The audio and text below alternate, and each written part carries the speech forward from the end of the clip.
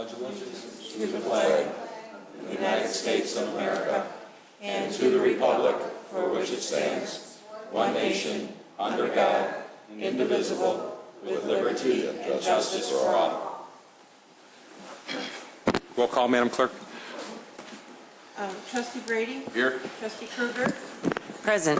Trustee Hein? Yep. Trustee Vogel? Here. Trustee Heer? Here. Trustee Lang? Here. President Argyris? Here. Proclamations, Madam Clerk. Fire Prevention Week, October 6th through the 12th of 2013. The Village of Wheeling is committed to ensuring the safety and security of all those living and visiting our village. Fire is a serious public safety concern both locally and nationally, and homes are the locations where people are at greatest risk from fire. Homes fires killed more than 2,500 people in the United States in 2011, and fire departments in the United States responded to more than 370,000 home fires.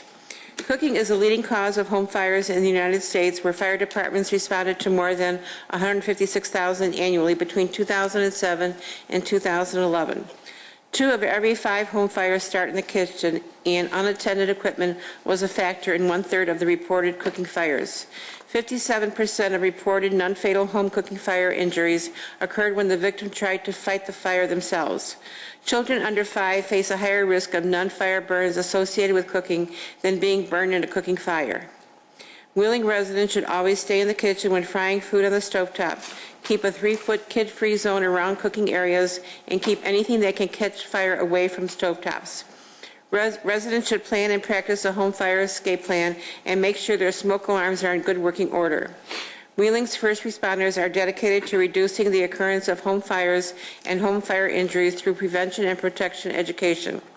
Wheeling's residents are responsible to public education measures and are able to take personal steps to increase their safety from fire, especially in their homes.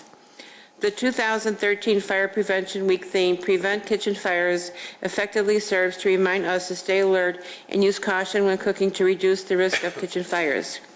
Dean Argyris, President of the Village of Wheeling, do hereby proclaim October 6th through the 12th, 2013 as Fire Prevention Week and urge our residents to check their kitchen for fire hazards, to use safe cooking practices, and to support the many public safety activities and efforts of Wheeling's fire and emergency services.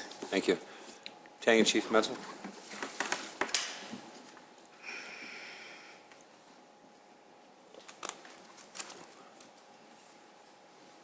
Thanks.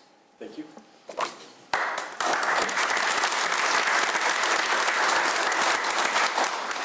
Second proclamation. The Honorable Yoon Hee Chin, Mayor of Kan Nam Gu, honorary citizen of the Village of Wheeling.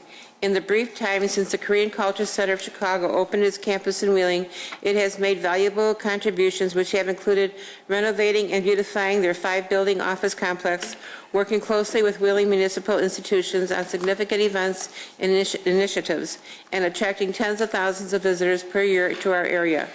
The Korean Culture Center has distinguished itself as an exemplary asset to the greater community through a number of cultural, social, and educational programs, most notably its Next Generation Mentorship Program, which helps prepare young people of all backgrounds to succeed in the global workforce.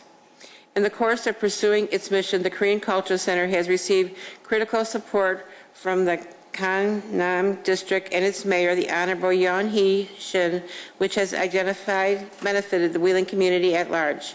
In 2011, a delegation from the Gangnam District, including Mayor Shin, visited the Korean Culture Center in the Village of Wheeling, providing generous donations to the Cultural Center's museum and library and straightening the ties between Gangnam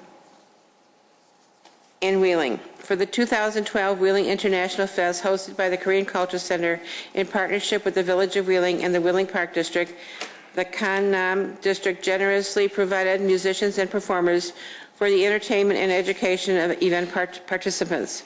In the spring of 2013, the Gangnam District and the Gangnam Foundation for Arts and Culture sponsored a visit to our region by the acclaimed Gangnam Symphony Orchestra, a visit that included a fundraising concert for Wheeling High School and a special clinic for the student musicians.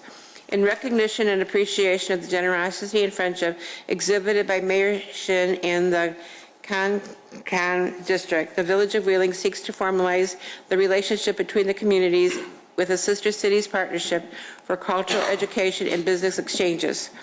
Dean Argyris, President of the Village of Wheeling, do hereby proclaim the Honorable Yan Hee Shin, Mayor of Kan Nam Gu, to be an honorary citizen of the Village of Wheeling and call upon the citizens of the village to recognize the significant contributions that our friends at the Korean Culture Center and in the Kan Nam District have made and continue to make to our community. Thank you. Just a couple of things real quick before I give the proclamation to Director Malanthe. The Korean outreach to support the village's effort to establish a Sister Cities relationship with Korean community. Business Development Coordinator Drew Garcia, who had a previous engagement tonight, had been preparing, along with her director, John Malanthe, new and updated promotional materials which convey the culture, educational, and economic character of the Village of Wheeling. The Economic Development staff is partnering with the Korean Cultural Center of Chicago, formerly known as KCCOC, for this initiative. The KOCC honorary president will be traveling throughout Korea this month of October and has offered to present information to potential sister city candidates expressing Wheeling's interest.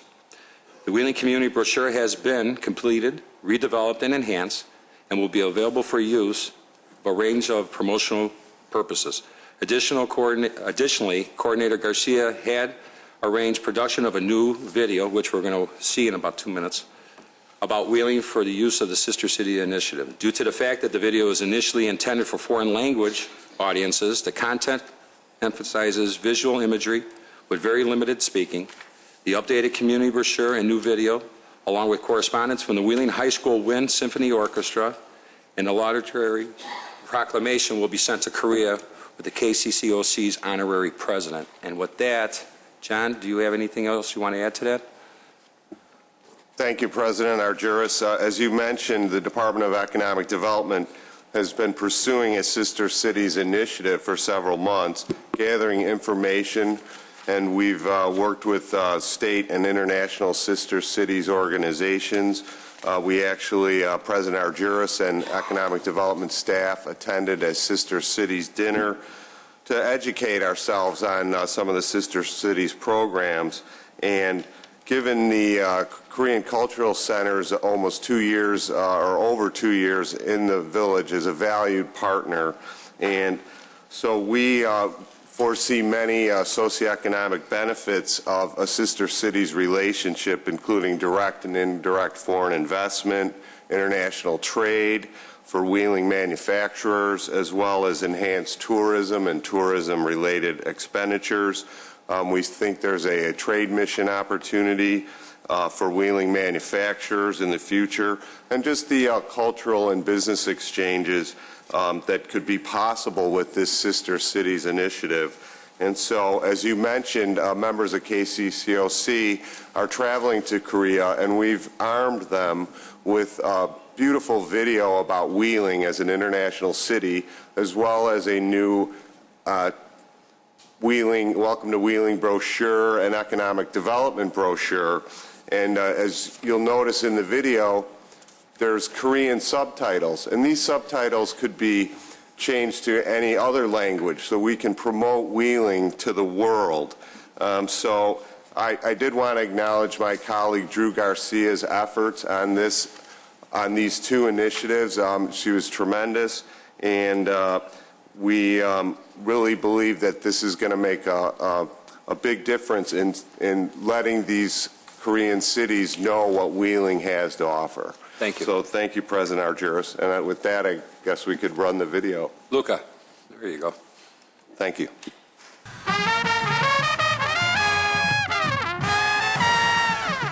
Welcome to Wheeling.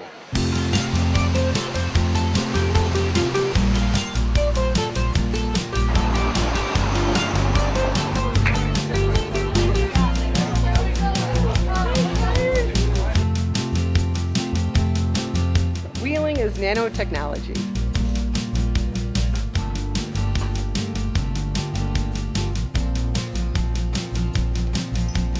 Wheeling is advanced manufacturing. This machine we're standing in front of is destined for Korea.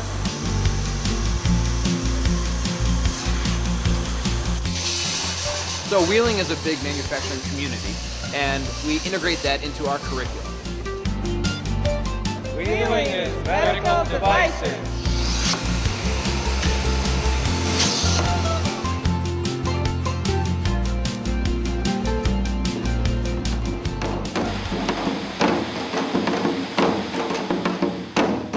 Wheeling은 국제도시입니다. Wheeling is the international.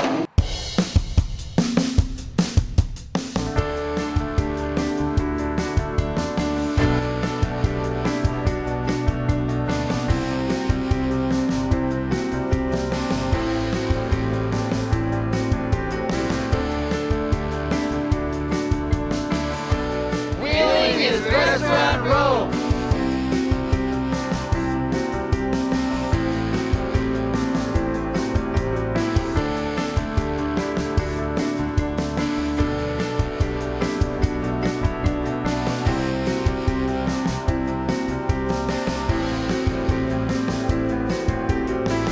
Wheeling is distinctive foods.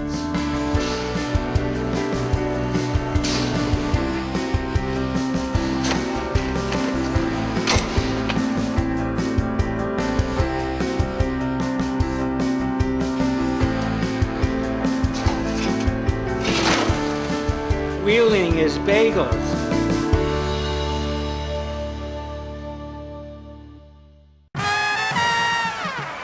Ladies and gentlemen, the Wheeling High School Wildcat Marching Band! Give it up!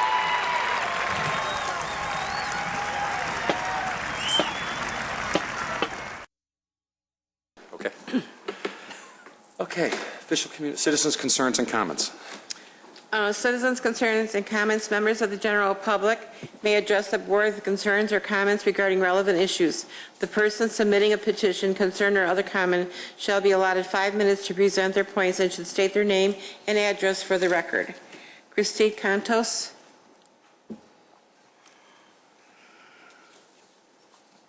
Where do you want me to speak, right here or there? No, up there. Up there. Hello, Hi. my name is Christine Cantos, Kontos. I live at 41 Northfield Terrace in the town of Wheeling in the residential section called Millbrook Point. What I'm here today is to talk and let you know how dissatisfied we are with our property taxes. When we were here back in February of 2011, and we were looking to increase the community building for the second phase, and we were awarded TIF money. And during the conversation, or the builder was awarded TIF money for the second phase. And during the conversation, I remember our board members were talking about how they could count on $6,000, maybe $6,500 as the average for the property taxes for the 2012 year in anticipated residents. Right now, the 2012 tax bill came in, and for most of the residents, we incurred let's say about $8,000 to possibly $9,100 in property taxes on an average lot size of maybe 2,000 square feet. So, and our petitions for the assessor and getting our property taxes lowered was denied all the way to Springfield. So what we'd like to say is that it appears that now and future that the 2% to maybe 3% of the purchase price for the property taxes really isn't the assessment that's happening in actuality. We got hit for 2013 taxes to be paid. In 2014, my unit itself, another $30,000 value. I know that I can't probably sell my unit for the price that they're valuing the land at and the property taxes. So what I'm here to ask is, well, what can we do besides the appeal, but what can you do to be advocates for us in that one little section and corner of the, we have 30 units with total anticipation of around 30, maybe 35, and that's huge. That's huge property tax. What can you do to help us? Anybody? I'll take it. Sure. I don't know that we can be specific advocates, although we can certainly look into what's happening in your specific neighborhood. But splitting out specific neighborhoods is always difficult for us because the board is an advocate of the community as a whole. And you know what a small piece of the pie our tax is in the tax bill. And certainly that's something that we always try to control. But this board has always been very involved and very aware of what the other taxing bodies are doing. And I think that's the best way that we can be an advocate for our residents in general. In specific, it sounds like you've already gone through the appeal process. That's the most direct way to get a result. As far as what your property is being valued at, we can certainly look into it to see if something looks askew. But that's not a number that we set either. But we can certainly look at it to see if we see that something might be off. Okay, so then when could you do that? We can do that now. We can look into your address in the neighborhood and see what we could come up with. I certainly can't promise anything other than that we'll look into it. I can give you a copy of the addresses right now. Director Monchain, is there anything that you would like to add or should add?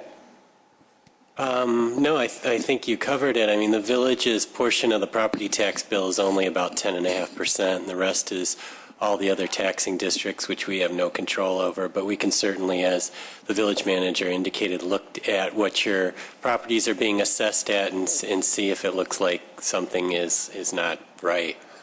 So if you want to give me that information, I'll be happy to look at it. Wonderful. Let me just say one thing, too, and you didn't touch on it.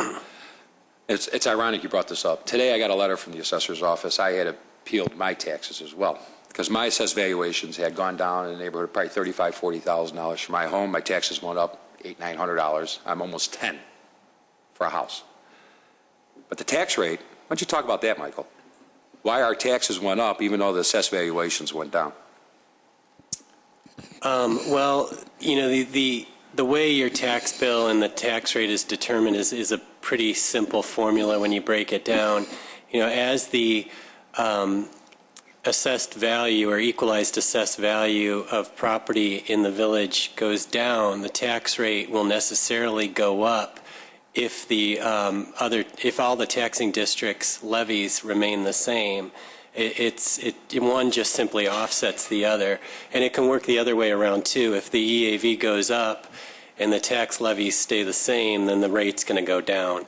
But just because the assessed value goes down doesn't necessarily mean that your tax bill is going to go down. It depends on what each of the taxing districts are levying each year.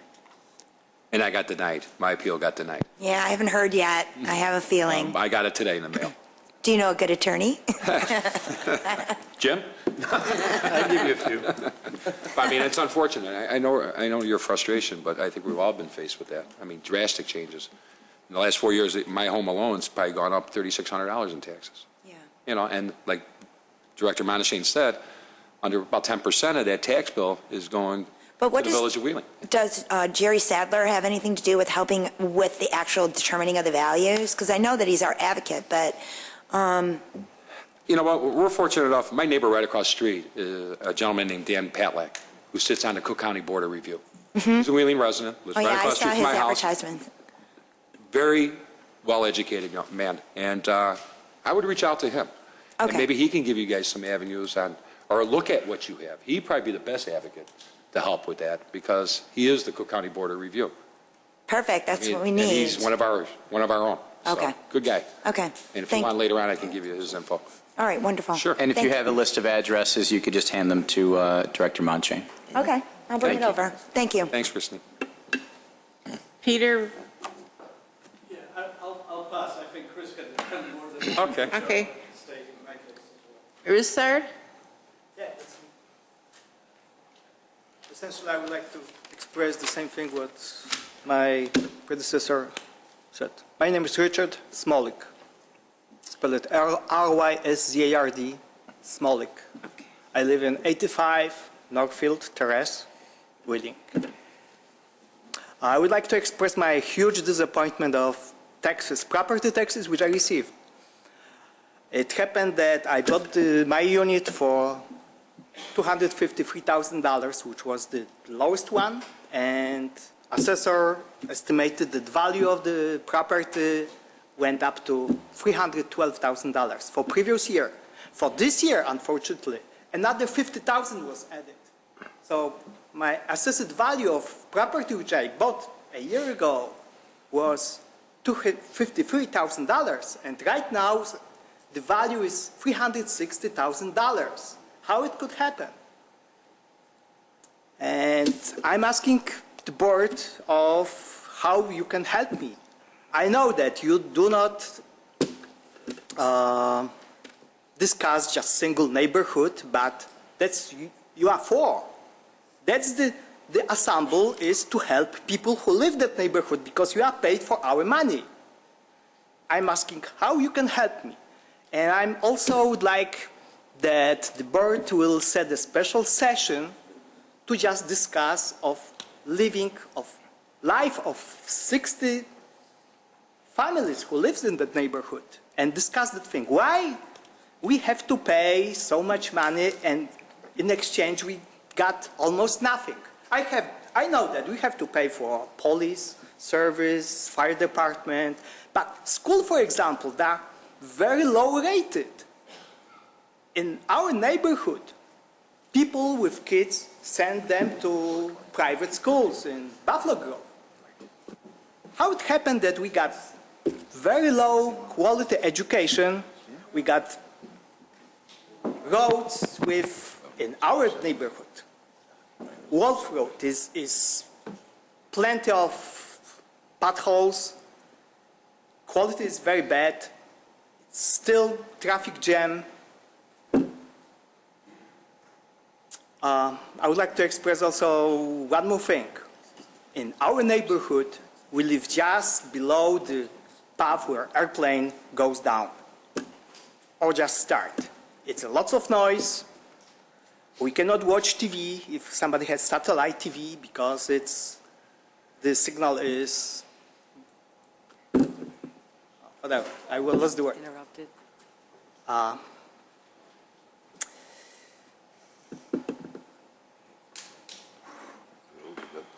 Essentially, that's it. Okay. That was regarding that Middlebrook neighborhood and property taxes, but I learned that we're going to make Korean City as our sister town. And my question is also regarding that, what are we going to gain from that? Is just only business trip, which somebody went to the other side of the world and return? How much money are we going to get? I know that we're going to be more known as a city in other side of the globe. But we do not gain anything because of that. It was a nice movie. Nothing else. It's only expenditure. We cannot live like that. Also, we cannot build parks. We do not have, in this city, we do not have plazas, places for buying. We can gain taxes from buying taxes, how it's called, whatever. And we are building parks. It's lots of expenditure. We do not gain anything else because of that. We just spend another money. We will spend money for hiring people who take care of lawns, equipment in that park. I don't like it. That's it. Thank you. Brian? Okay. Okay. Okay. Scott Jacobs? Or Anna? Ada?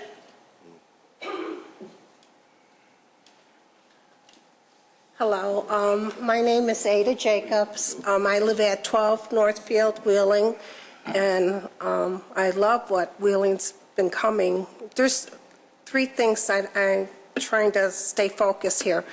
But first of all, I want to say you've done a terrific job with Wheeling.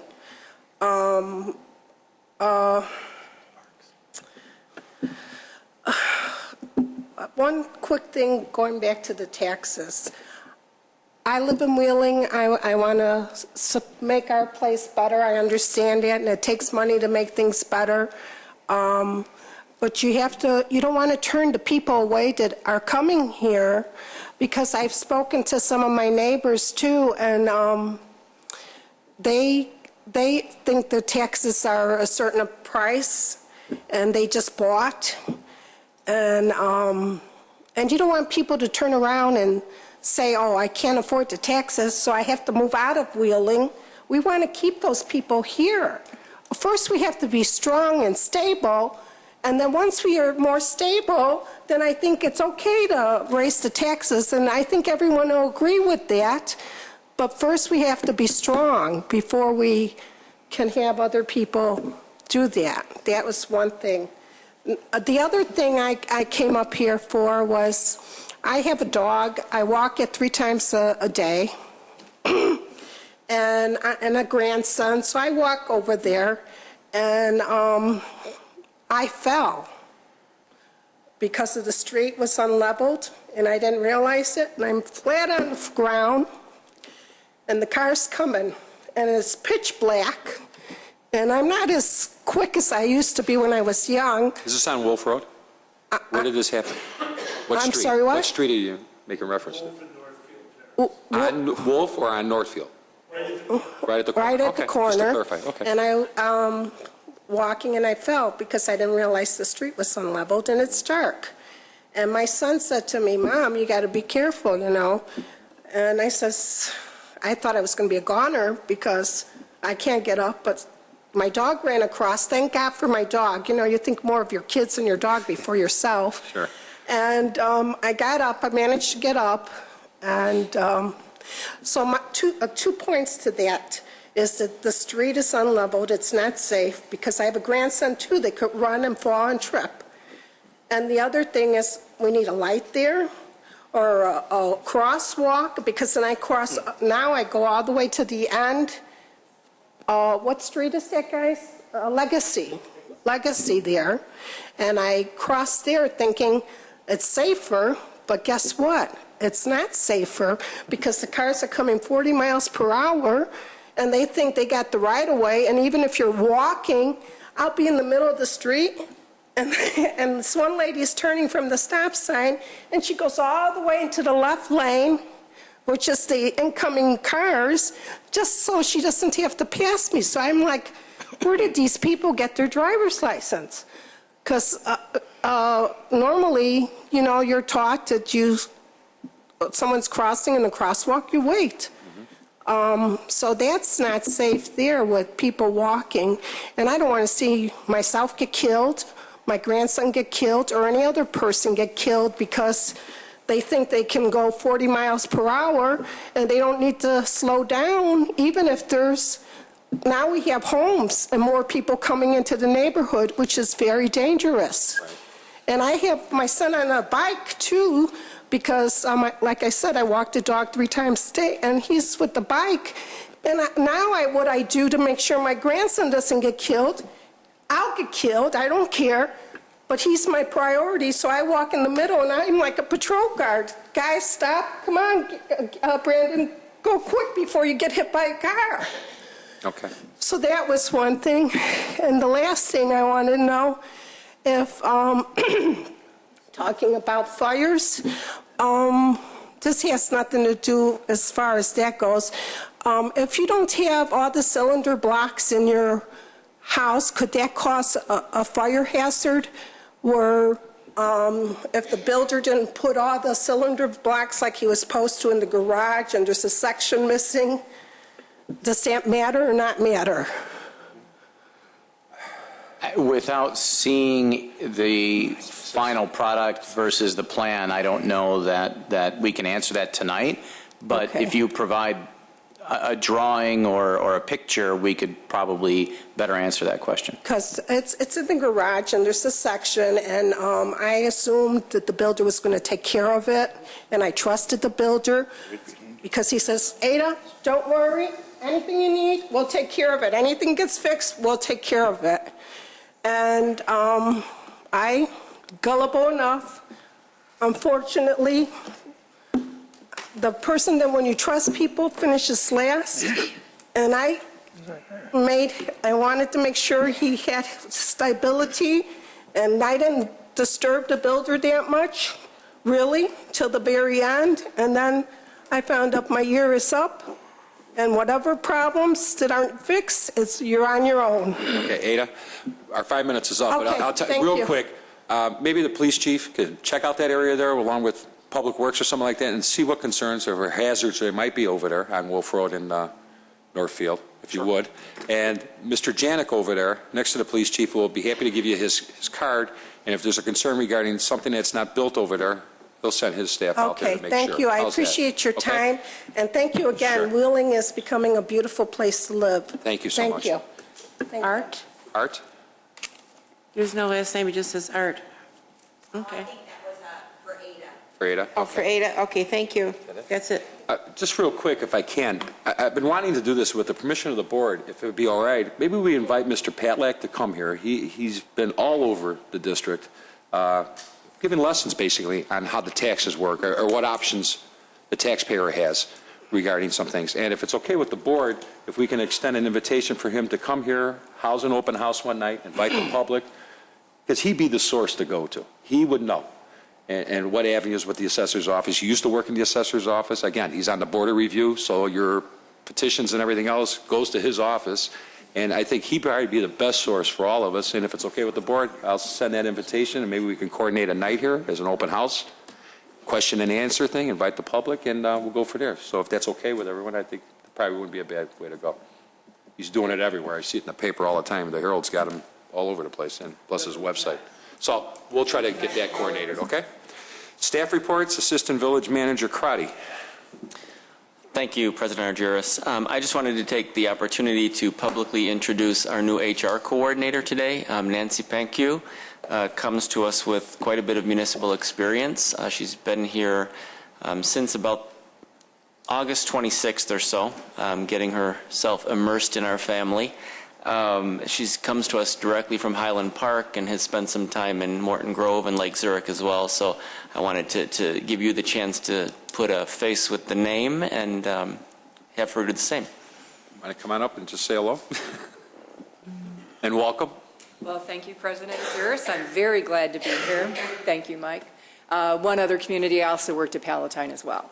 So probably within the last, 15, 16 years, municipal experience. I've also have human resource experience in the public, private, and nonprofit arenas. But very nice to meet all of you, and again, very glad to be here. Thank you for being here. Thank you. Finance Director Monashane. Thank you, Mr. President. It's the end of the third quarter of the fiscal year, so I wanted to just give the board an update on where we stand financially with respect to the general fund in particular. And I want to start out by just refreshing your memory. For 2013, we budgeted a $400,000 deficit in the general fund. And the way that we got to that number was that we went through, obviously, the budget process and significantly cut expenditures. And then we also allocated $800,000 of capital projects funds for debt service purposes, decided not to fund the SURF fund for 2013, and reduced the liability insurance contribution by $200,000, and that's how we ended up with a $400,000 budgeted deficit, which we intended to make up with fund balance if necessary. As it stands now on September 30th, it appears that we're going to actually finish the year with an estimated surplus of about $441,000. And that's very encouraging, and I wanted to just give you the reasons for that. The difference is really coming from the revenue side of the equation. Our expenditures are projected to be at or near budget, maybe slightly higher than budget, but our revenue is much stronger than what anyone, particularly me, anticipated. We only have 6 months of sales tax information at this point because sales tax information is always 3 months in arrears. So that's one of the caveats. Things could change. but through 6 months of the fiscal year, our sales tax revenue is up 11% compared to the same period during the prior year. And I had budgeted a 4.4% increase in sales tax, so 11% is well beyond what I expected given the last few years of experience with the economy and so forth. And that's going to provide an additional $400,000 of revenue if that holds through the end of the year. In addition, income tax is up 4.6% compared to the prior year, and we budgeted a 3.5% increase in income tax, so that's beyond what we expected as well. And if that continues, that will provide an additional $180,000 of revenue over what we budgeted.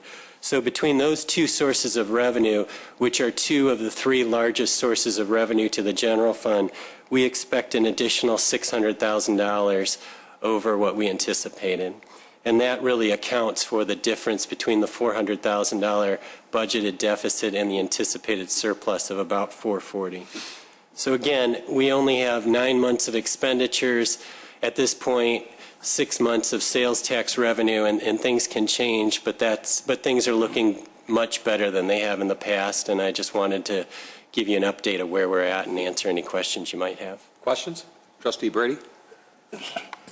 Michael, is there any one section of the revenue from sales tax that really came out strong over and above, or is it just on average? You know, we don't really have that information. Unfortunately, we don't get the detailed sales tax information by business until the following fiscal year, so it's very hard for me to say at this point. But I can't attribute it to any one particular business or group of businesses, but that's something we're gonna look at and try to answer. Thank you. Anybody else? I love when you underestimate, Michael. It's always a nice surprise, I'll tell you. Right. You're very conservative, and it's good. Good job, guys. Thanks. Item 7. Discussion regarding proposed amendment to Title 19 zoning of the Wheeling Municipal Code. Thank you. Director Janik? Thank you, President Argyros. Tonight, we've got a short presentation by the village planner relative to the changes that are being proposed in the zoning code. As it stands right now, the Planning Commission has reviewed these changes as recommended approval, as you will see, or as they're written right now. Andrew will go through each one very quickly, and if you have any questions, you can ask Andrew or ask myself. Thank you. Thank you, President Argyros. As Mark said, what I'd like to do is just go through these. They're organized by topic. They're not necessarily organized by page number of the code. Some of these topics are spread 3 or 4 different places in the code. So what I'd like to do, if it's all right with you, just go through them by topic and see topic by topic what sort of questions we have. Okay. So just an overview of what they are. Kept them in the number format that you guys have in your report. The first one we have is the residential parking requirement. This related to specifically multifamily buildings. The Planning Commission recommendation was to increase the parking requirement for townhomes and decrease the parking requirement related to condos and apartments. It goes back to a requirement that's based on the number of bedrooms in a unit. We had that probably 10 years ago. We got into a strict unit-based requirement. Now we're suggesting that the bedroom-based requirement is closer to what the market demand actually is. This regulation also includes the parking requirement for covered parking. Would be unchanged, as would the guest parking requirement. The Commission did suggest one additional change to insert what I would call a safety net for smaller buildings, so that if you have a very small 6-unit, 5-unit building, that there would be this minimum base level of guest parking, just to ensure that since we don't have off-street since we don't have on-street parking, you would have some minimal amount of guest parking. Any questions on this one? Questions? No, go ahead. The next one we had was shopping center parking reductions. Most of these requirements were relatively new, so we've been tweaking them over the years since we adopted them. The first one we had was the absolute minimum ratio. This is, I would call the lower level. The absolute minimum ratio relates to when you have a parking requirement for a shopping center. It can only be reduced so much before it hits this lower limit based strictly on the square footage. When we implemented this, we found that there was no shopping center that actually reached that level, so we brought the level up closer to reality. That's the only change here, is bringing it up closer because nobody was taking advantage of that lower number. The other change that the Commission recommended here was to increase the threshold for being considered for one of these parking reductions. So the medium threshold and the large threshold were both increased so that there would be more parking to play with in this. Any questions on that one?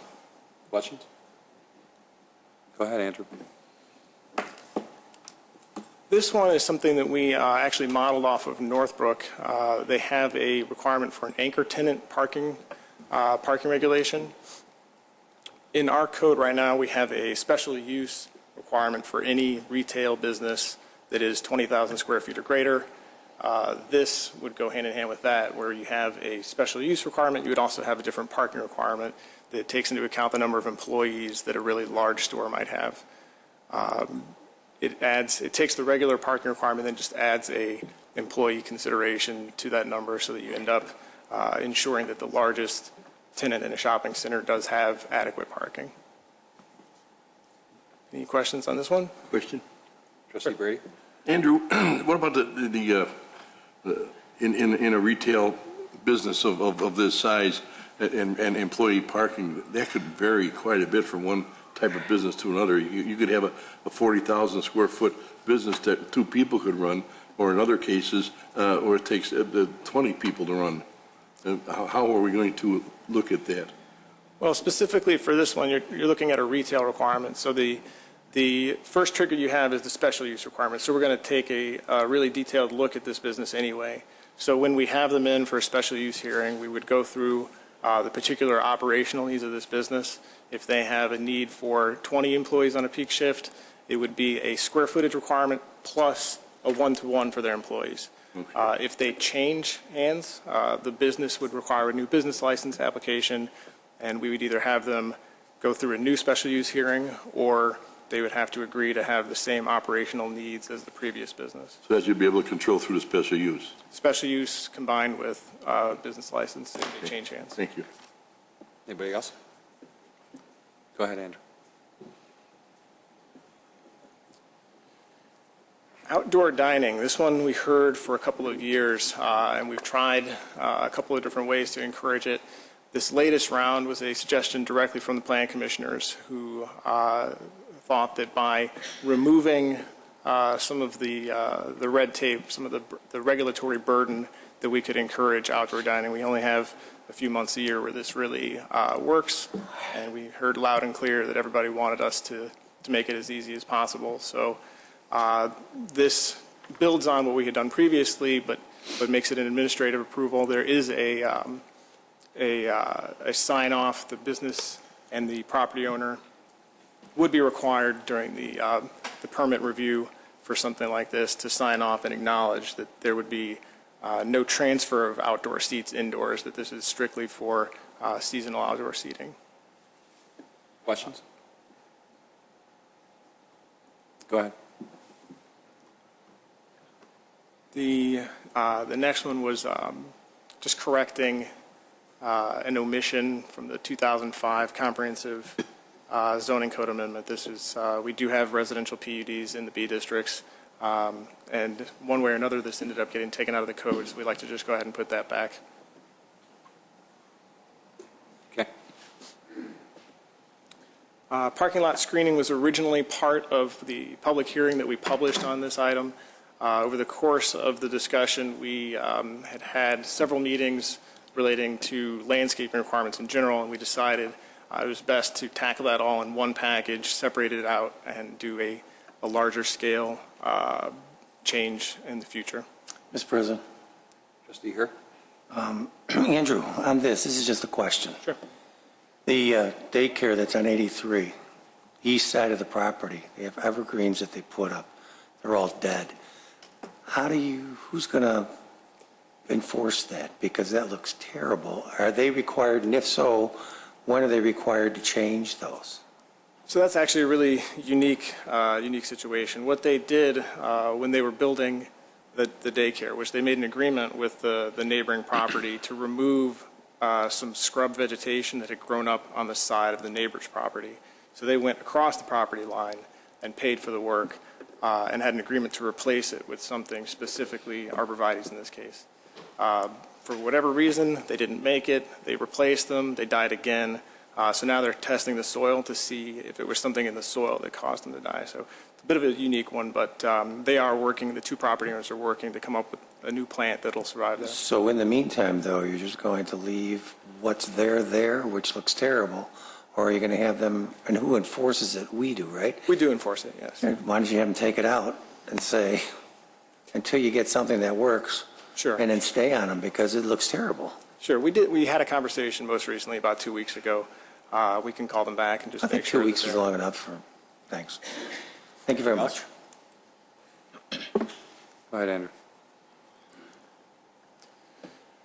So the next one we have is a series of regulations, all with the same theme here, that we had businesses that operate in a similar fashion being treated differently depending on the exact nature of the business in terms of, for example, we had a small martial arts facility would be treated differently than a tutoring facility that has similar number of students. So what we have sought to do here with these series of changes is be more consistent so that businesses that operate similarly are treated similarly. We had some uses that were listed in more than one place in the code. So what we've done is removed all these redundant definitions and created a two-tiered system. So if it's small, there is no special use requirement. If it's large, there is. It doesn't matter exactly what type of class it is, as long as it is operating with that threshold. The other thing that we did was establish a parking requirement for health clubs. There was no parking requirement on the books, so we have addressed that concern. Are there any questions on this one?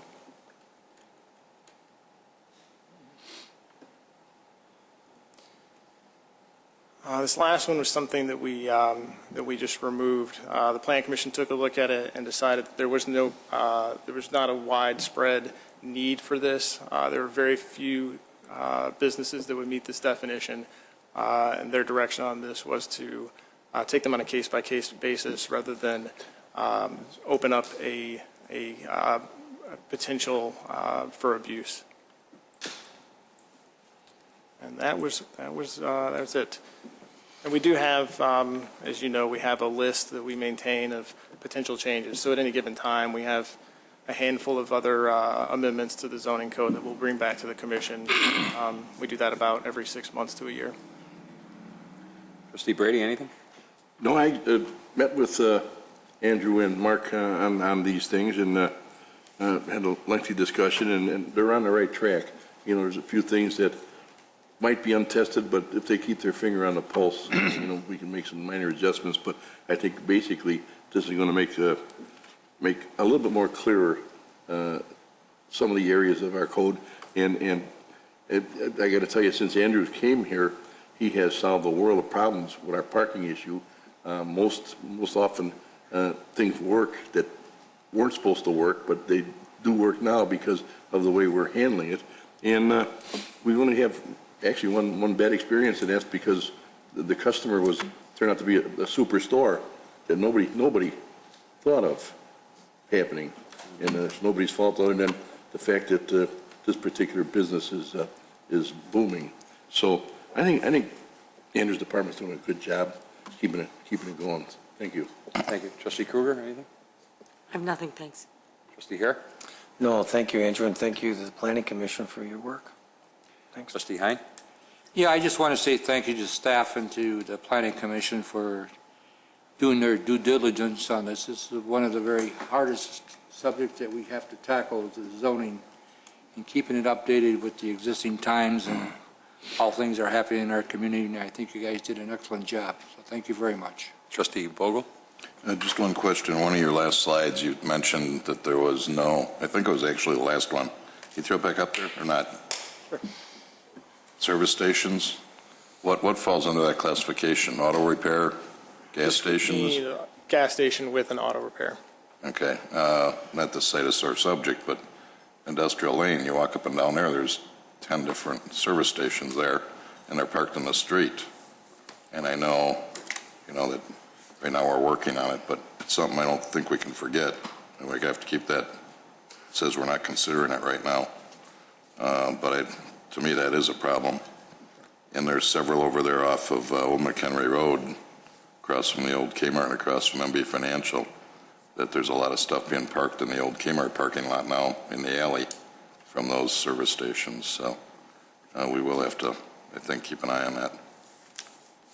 That was all. Thank you. Thank you. Trustee Lang? These seem like all really good housekeeping changes and things that you need to do year after year. And your presentation was great because it makes it real easy to follow and easy for a lot easier for me to understand, and I'm sure the audience as well. So nice job. Thank you. And again, nice job to the Plan Commission. You guys worked hard on this. You talk about a redundant title. Back in the day when I was on the Plan Commission, I mean, it was like the Stone Age, literally. Stuff in there that made no sense, that wasn't even apropos to what's going on in this community or times. Just be conscious of change. When you see things that aren't working, like you've mentioned in your report, you need to look at it. Don't be afraid to make that change. Bring it up to snuff a little bit, because you guys have worked hard. I appreciate what I'm seeing here a little bit, good dialogue with the village attorney, with you guys, based on a couple meetings that we've had. I know we hit a couple bumps here and there, but nothing that we can't fix.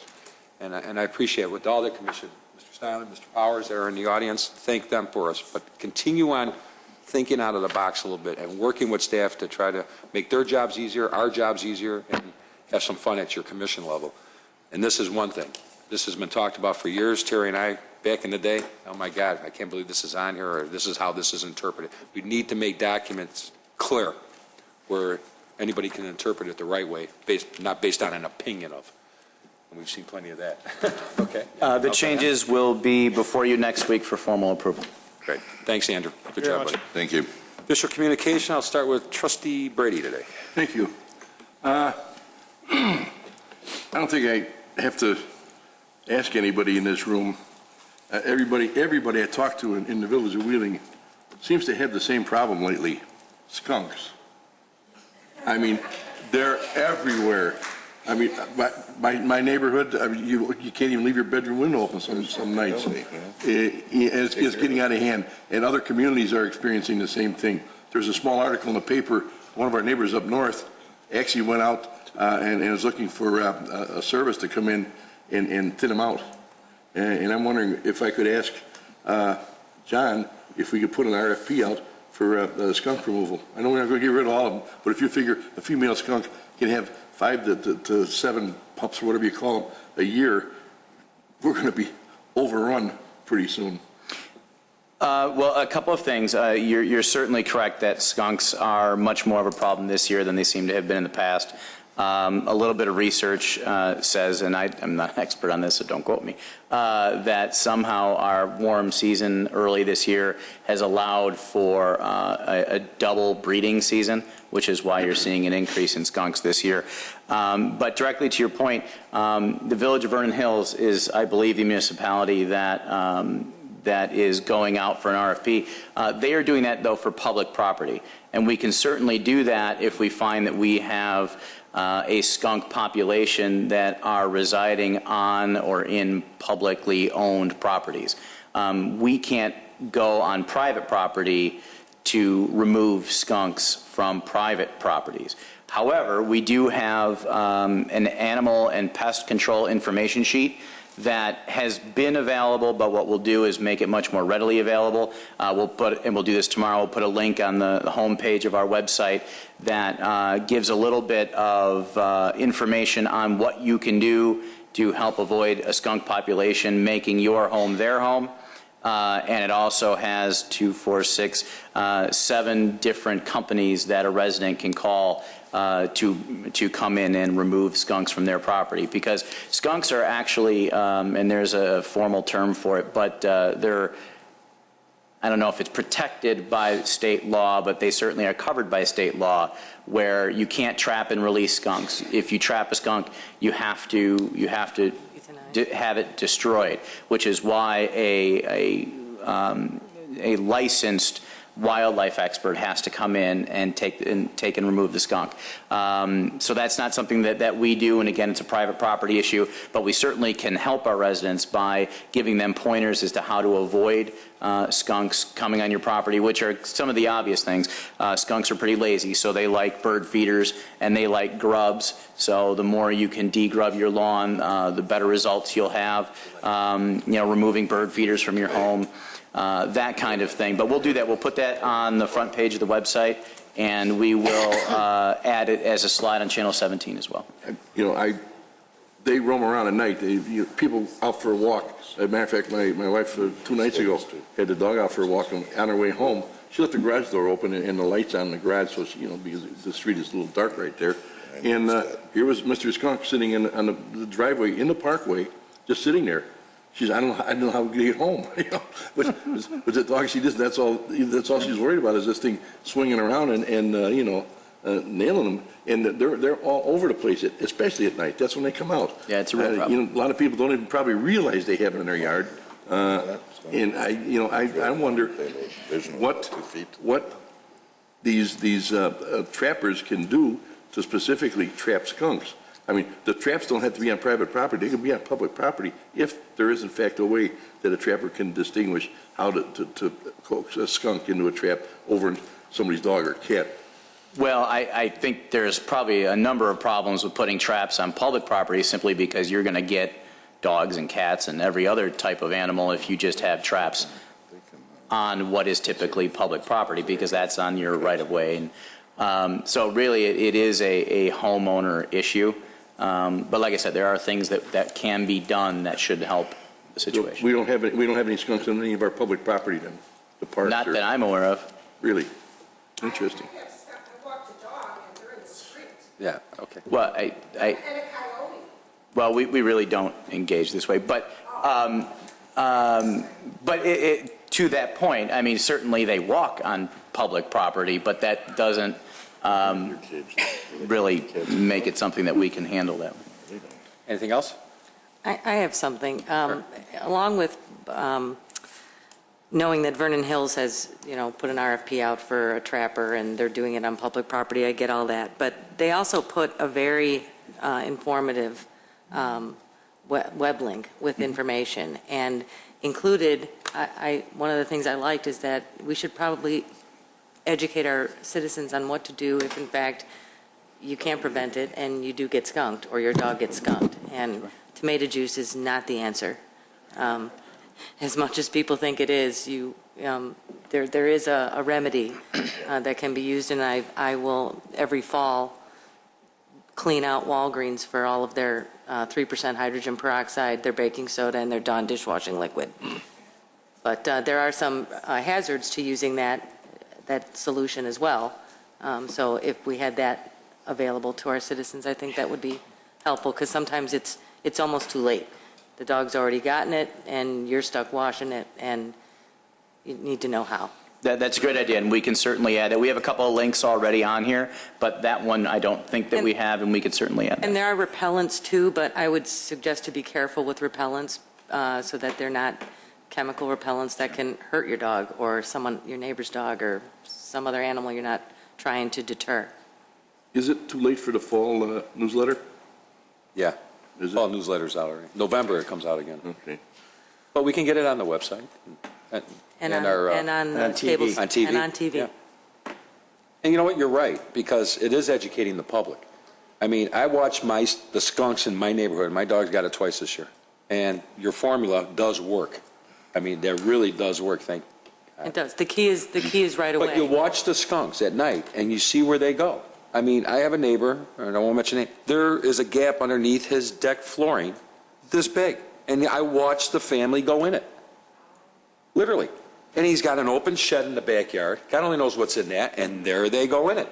So he's housing them, really. And your thing with bird feeder and grubs, I mean, there's holes all over my lawn.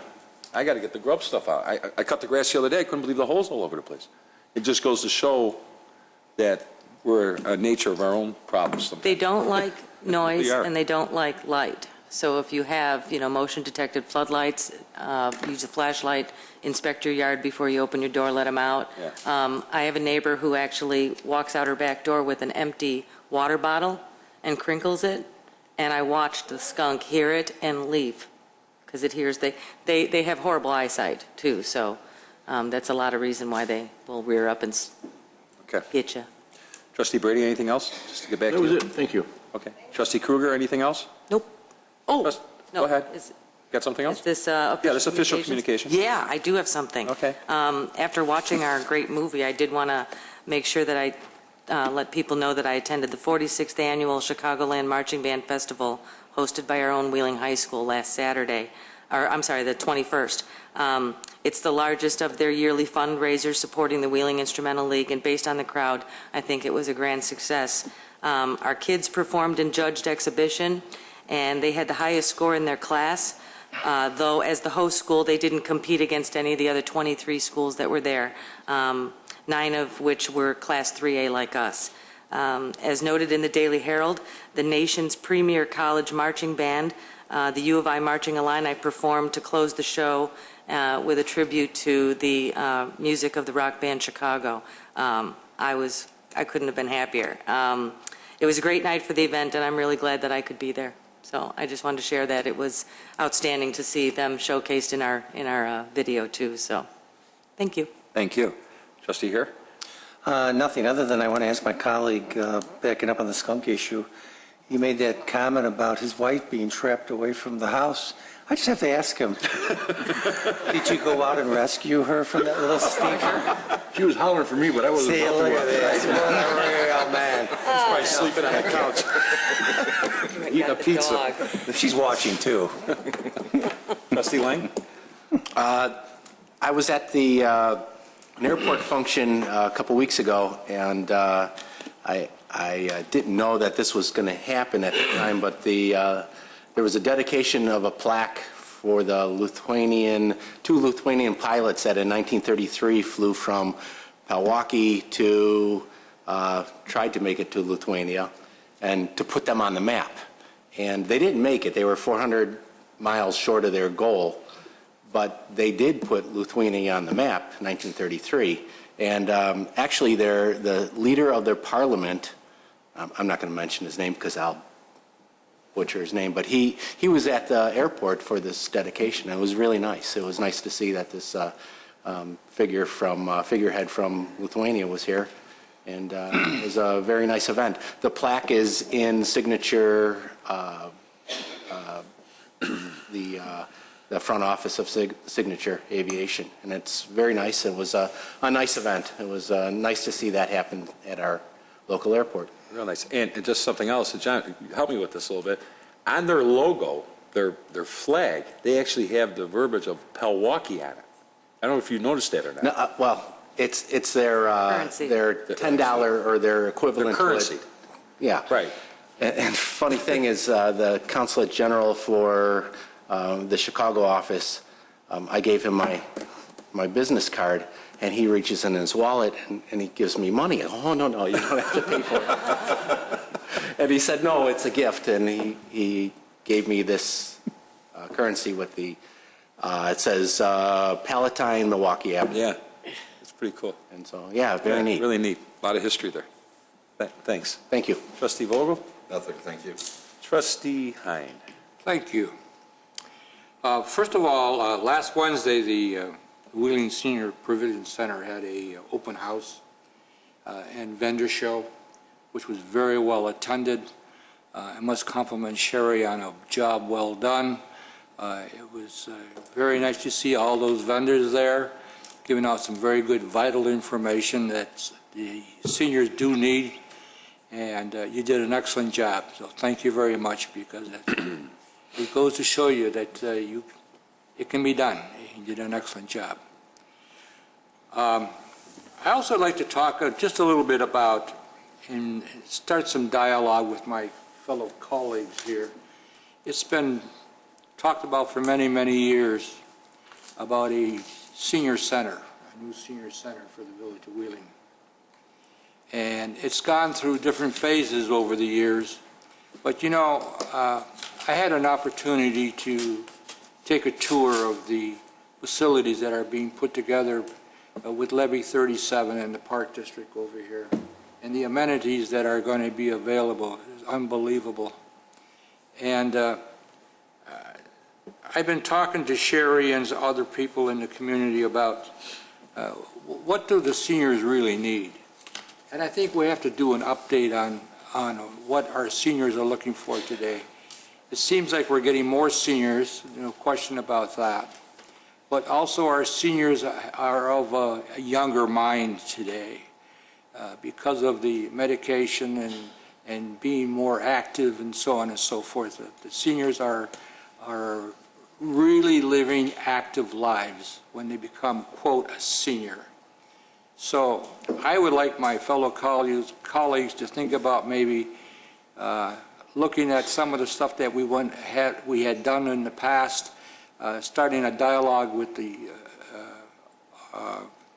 park, because I know they're involved in a lot of senior activities, and to see if it's feasible for us to do something in the near future with a new senior center, which is conducive to the lifestyle that we have in present day. So, and I know we got budget hearings coming up and all that kind of good stuff, and but I think it's time that we put it on a little bigger burner right now than we have in the past. Thank you. Thank you. Clerk Simpson. I want to remind everybody about the Hawaiian Luau on Saturday, October 26th, given by the Wheeling Citizens Police Academy Alumni Association. It'll be at St. Joseph the Work and Social Hall at 185 West Dundee Road. Tickets in advance are $20, and if you pay at the door, it's $25. Children between the ages of 6 and 12 is $10. Doors open at 6, dinner's at 7, and the Hukulia Academy of Polynesian Arts dancers will perform at 8 o'clock. If you wish to purchase tickets, you can do them at the Village Hall. You can see the deputy clerk on the second floor any day, Monday through Friday, or see me after the meeting. Thank you.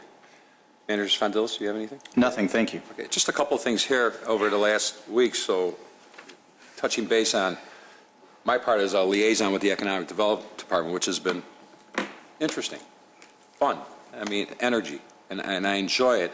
But just this past week, I was invited to, along with the Economic Development staff, to attend the inaugural Tooling and Manufacturing Association, TMA, of Mayors for Manufacturing Summit and dinner at the Elmhurst at the Diplomat West on September 25th. The objective of the event was to enlist the support of the regional mayors to support and enhance business climate for area manufacturers. And it's funny, to touch base with what you guys were talking about tonight, the informative program description of some of the regulatory, economic, and political challenges facing manufacturers in our region here, and provide information from federal, state, and local resources. Among the issues articulated included property tax abatement, legislative, workman's comp, pension reform, employer training investment programs for whether it be state and federal grants. I mean, this was good dialogue, probably around 70 mayors there, along with Congressman Foster, and a couple of candidates for lieutenant governor. But it was good dialogue, good talking to other mayors, and see what they're being faced with problems in their community, whether it be taxes, whether it be just the system of the state of Illinois, unfortunately. So I just wanted to touch base on that, and there'll be some follow-up with that, and John was very great with that. He got up there and spoke, and it was nice. Also, just mark your calendars. On Friday, October 11th, approximately 10:30 in the Potawatomi Woods Picnic Shelter just north of Dundee Road, east of Milwaukee Avenue, will be the dedication of the bicycle and pedestrian pathway that, believe it or not, is finished. And believe it or not, people are using a lot. Very I can't nice. believe it. In recognition of Phyllis Harmon. Phyllis Harmon is a former Wheeling resident and founder of the Wheeling Wheelmen and the oldest living member of the United States Cycling Hall of Fame. And she will be there as well. So we're going to have this dedication. I've spoken with the president from Northbrook at the Northwest Municipal Conference meeting, and it's nice that we're linking our two communities through the Forest Preserve together. She's excited about it. We are excited about it. And as you can see, the right lane's open again, thank God, and people are actually using it. There's a lot of foot traffic, not just bikes. There's a lot of pedestrians walking through the area there, so, and a safe environment, which is nice. So kudos to that. That's nice. And that happened pretty quick. Thanks to staff on that and getting that done. And on a side note, a follow-up, with the help of Trustee Vogel and the generosity of members of our community, was able to drop off some things to Emma and her family. Emma's our little 10-year-old sweetheart that we've kind of adopted here at the village to try to help, who's going through some difficulties. And it was brought to my attention last week, a business here in town had heard about it and wanted to get involved. And one of the biggest obstacles for Emma and her family is transportation, getting to where she needs to be for follow-up hospital visits and stuff like that. And our good friends at Bill Stasek Chevrolet invited the family to come over and pick out a van, and gave them a van. A used van, no doubt, but gave them a van and said, whatever we can do to help. So I know Bill didn't know that I was going to do this, but you know what? They stepped up to the plate, and they're there to help that family. And when I was here the other day, I couldn't believe it. I go, you got a new van? He goes, Bill Stasek and his brother Bob gave us a van. And it's reliable, and they're there to help them, and kudos to them. And it just goes to show, this is a great town. Great town. Contrary to maybe one of your neighbors, but this is a great town where people come together and do for one another. And I just wanted to say that about the Stasek family, and I thank them for that. With that, if there's nothing else, I'd like to entertain a motion to go in executive session for the review and approval of minutes of executive session lawfully closed under the Open Meetings Act and collective negotiating matters pending probable and/or imminent litigation, the appointment, employment, compensation, discipline, performance, or the dismissal of specific employee or employees of the Village of Wheeling. So moved. Motion by Trustee Hine. Second. Second by Trustee Kruger. Roll call. Trustee Brady? Yes. Trustee Kruger? Yes. Trustee Hine? Yes. Trustee Vogel? Yes. Trustee Heer? Yes. Trustee Lang? Yes. President Juris? Yes. Okay. So we'll reconvene and we'll go into executive session and see about 8 o'clock, 15 minutes. Good night, everyone, and thank you. Thank you.